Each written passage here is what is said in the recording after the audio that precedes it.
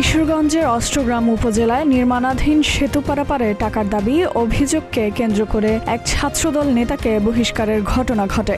ঘটনাটি উপজেলার পূর্ব অষ্টগ্রাম ইউনিয়নের বাধাঘাট এলাকায়। স্থানীয় সূত্রে জানা যায়, পূর্ব অষ্টগ্রামে প্রায় 450 মিটার দৈর্ঘ্যের একটি সেতুর নির্মাণ কাজ দীর্ঘদিন ধরে চলছে। বর্তমানে কার্পেটিং ও রেলিংয়ের কাজ শেষ পর্যায়ে রয়েছে। পুরোপুরি উদ্বোধন না হলে স্থানীয়রা প্রয়োজনের তাগিদে সেতুটি ব্যবহার করেছেন। অভিযোগ রয়েছে, সেতুর কাজে নিয়োজিত ঠিকাদারি প্রতিষ্ঠান মেসার্স মমিনুল এন্টারপ্রাইজের দায়িত্বপ্রাপ্ত ম্যানেজার মোহাম্মদ রাকিব গাড়ি পারাপারে টাকা আদায় করছেন। মালামাল ও যাত্রীভেদে গাড়ি প্রতি 1000 টাকা পর্যন্ত দাবি করা হয় বলে অভিযোগ করেন ভুক্তভোগীরা। টাকা না দিলে অস্থায়ী গেটের তালা খুলে দেওয়া হয় না বলেও জানান কয়েকজন অটো ও ট্রাক চালক। দায়িত্বপ্রাপ্ত যে লোকটি ছিল রাকিব হোসেন, আমি ওনার কাছে যাই, গিয়ে তাকে আমি বিনয়ের সঙ্গে অনুরোধ করি যে আমার দুটো ঘরের আসবাবপত্র জিনিস আসছে, কাঠ আসছে, আমি দুটো অটো পার করতে চাই আর কি। যদি দেন আপনি আমার জন্য অনেক উপকার হয় আর কি। গরিব মানুষ আমরা, তো আমার অনেক খরচ কমে যাবে আর কি। অন্য দিক দিয়ে নিয়ে গেলে আমার অনেক খরচ বাড়বে আর কি। তো সে প্রথম অবস্থায় না করে, প্রথম অবস্থা বলতে না, এটা দেওয়া সম্ভব না। আমি বলতে দেখেন, গরিব মানুষ যদি দেন আমার জন্য কোনো উপকার হয়, তাকে বুঝাই। তখন সে একটা পর্যায়ে আমার কাছে অনেক টাকা দাবি করে, আপনার অটো পিছে 1000 টাকা দাবি করে আর কি। মনে করেন ব্রিজ দিছে, জয়বার মনে করেন যে ব্রিজের তালা খুলে যায়, ওইবারে তাদেরকে টাকা দেওয়া লাগে। আবার আসার সময় এরকম টাকা দেওয়া লাগে। ব্রিজে হইলে টাকা লাগবো, এলে তো যাইবে লাগবে বলো। কাজ করে গাড়ি ভাড় করবার লাগে ব্রিজের উপরে যাই, আমরা আইছি, আমরা 1000 করে টাকা। ম্যানেজার উনি টাকা বিনিময়ে গাড়ি পারাবার করে। মুস্তাক মহেন্দ্র পক্ষে কথা বলাতে মুস্তাক আজ সে বিপদে পড়েছে। আমরা তার এই বিপদ চাই না, তার বিপদ থেকে মুক্তি চাই। এক লোক আসছে এই ব্রিজ দিয়ে, সেটা কাঠের গাড়ি নেওয়ার জন্য, লোড গাড়ি। তো আমাদের এই ব্রিজে কিছু কিছু মানুষের হেল্প করি, যে এটা না করলে হয় না। তখন বর্তমানে আমাদের 1 মাস ধরে সেটা জয়েন্টের কাজ চলতেছে। এই জয়েন্টের কাজ করার অবস্থায় আমাদের ইঞ্জিনিয়ার সাহেব বলছে কোনো একটা মোটর সাইকেলে যেত এর উপর দিয়ে না যেতে পারে। তো তার জন্য আমরা কোনো মোটর সাইকেল যাইতে দিই না। কারণ এটা দেওয়ার উদ্দেশ্য কি? উদ্দেশ্য হচ্ছে জয়েন্টটা যখন করছে, এটা যদি 1 সুতা নিচে নেমে যায়, এটাকে আবার রেডি করতে প্রায় সপ্তাহখানেক সময় আমরা লাগিয়ে যায়। এই জন্য আমরা কারোরে দেই না। ওই দিন যে কাঠের গাড়ি আসছে, উনি আসছে বলছে যে কাঠের গাড়িটা নেওয়ার জন্য। তো আমি বলছি, ভাই আমাদের কাজ তো প্রায় শেষের পথে, লাস্ট জয়েন্টেই আছে, আর এটা ঢালা হয়েছে 12 ঘন্টা হয়েছে, 24 ঘন্টা না গেলে আমরা এটার উপরে দেওয়া কোনো গাড়ি দিতে পারি না। আপনি যেই হন না কেন, আমাদের 24 ঘন্টা না গেলে আমরা এটা দেওয়া দিতে পারি না। তো উনি অনেক কথাবার্তা বলতেছে। আমরা উনারা জায়গা থাকি, খাওয়া দাওয়া করি, উনারা জায়গা বুক দখল করে রাখছি।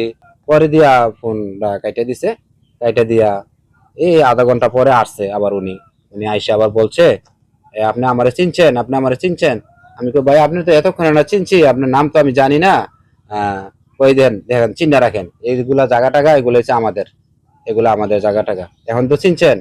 আমি কই, হ্যাঁ ভাই চিনছি, 24 ঘন্টা না গেলে আমরা দিতে পারি না, যেই হোক না কেন। পরে উনি আবার চলে গেছে। অনেকে বলতেছে আমি নাকি গাড়ি আসলে টাকা দিয়ে সেটা নাকি গাড়িতে যাইতে দেই। যদি আমি এরকম কাজকর্ম করেই থাকি, তাহলে জিনিসটা আগে প্রচার হইলো না কেন, এখন কেন প্রচার হইতেছে?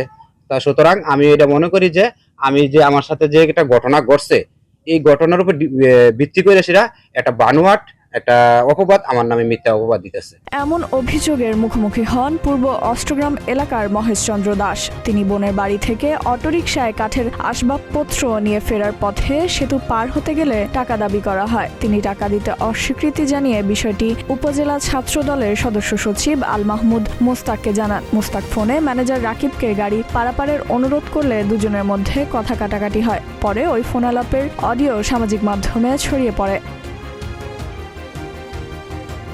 ঘটনার জেরে কেন্দ্রীয় ছাত্র দল আল মাহমুদ মোস্তাককে সংগঠন থেকে বহিষ্কার করে। তবে বহিষ্কৃত মোস্তাক দাবি করেন তিনি ধর্ম বর্ণ নির্বিশেষে মানুষের পাশে দাঁড়িয়েছেন এবং একজন স্থানীয় বাসিন্দার অভিযোগের ভিত্তিতেই বিষয়টি জানতে চেয়েছিলেন। আমার এলাকা যেটা, এখানে অনেক হিন্দুদের বসবাস।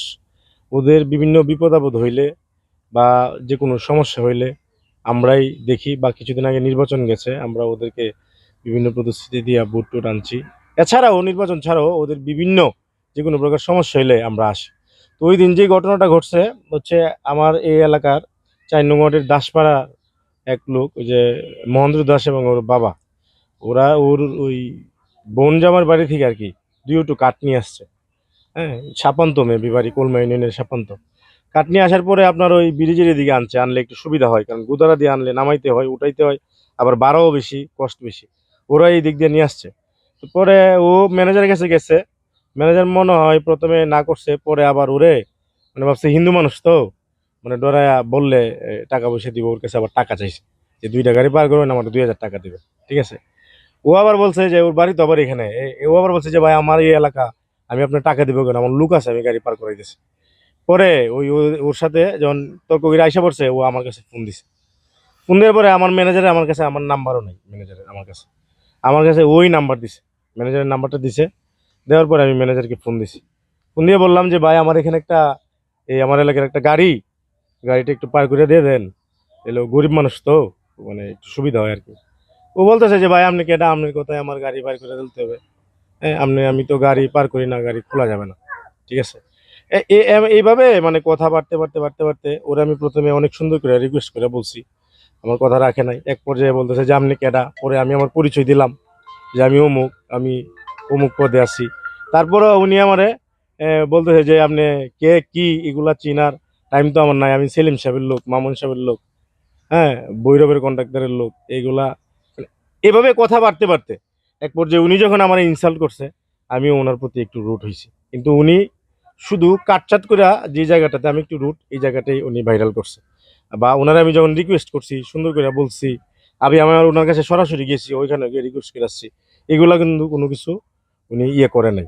ঠিক আছে, এই হচ্ছে মূল ঘটনা আর কি। অন্যদিকে ম্যানেজার মোহাম্মদ রাকিব টাকার বিনিময়ে সেতু পারাপারের অভিযোগকে সম্পূর্ণ মিথ্যা ও বানোয়াট বলে দাবি করছেন। এ ঘটনায় এলাকায় আলোচনা ও সমালোচনার সৃষ্টি হয়েছে।